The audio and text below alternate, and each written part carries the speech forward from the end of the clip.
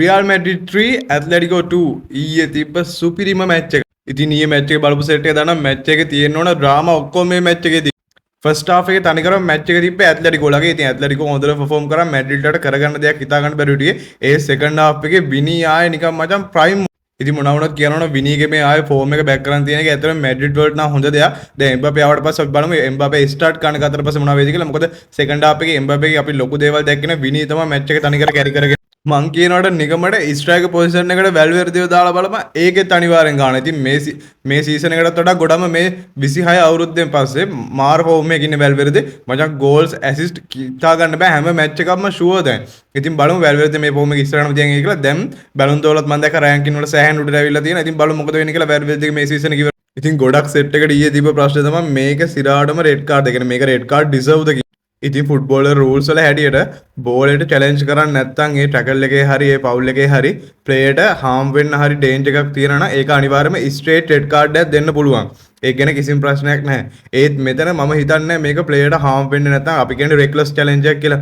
මේක රෙක්ලස් චැලෙන්ජ් එකක් කියලා මම නම් හිතන්නේ. ඉතින් රෙප්ට මෙතන කරන්න තිබ්බ හොඳම දේ යෙලෝ කාඩ් එකක් දෙන එක. මම හිතන්නේ මේක රෙඩ් කාඩ් ඩිසර්ව් කියලා.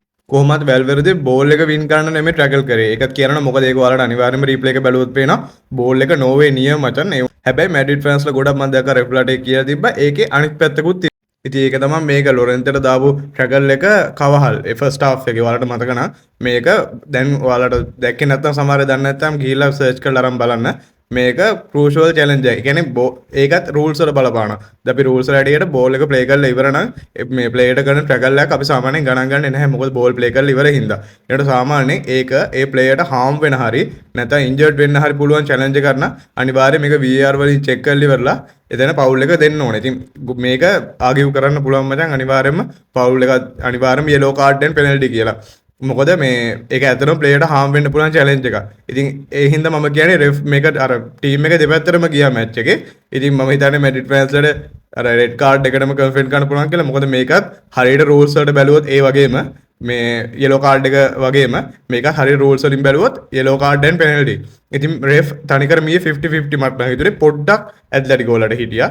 නිකන් 60-40 කියලා හිතමු. ඒ වගේ රෙෆින් එකක් තමයි ඊයේ. ඉතින් ওই විදිහට තමයි ඊයේ මැච් එක ගියුනේ. ඉතින් ඔයාලගේ අදහස අනිවාර්යයෙන්ම දාන්න මේ රෙඩ් කාඩ් and මේ ෆවුල් ගැන මොකද්ද මේවල ඇත්තටම රෙඩ් කාඩ්ද ෆවුල්ද නැද්ද කියලා ඔයාලගේ අදහස අනිවාර්යයෙන්ම බලන්න.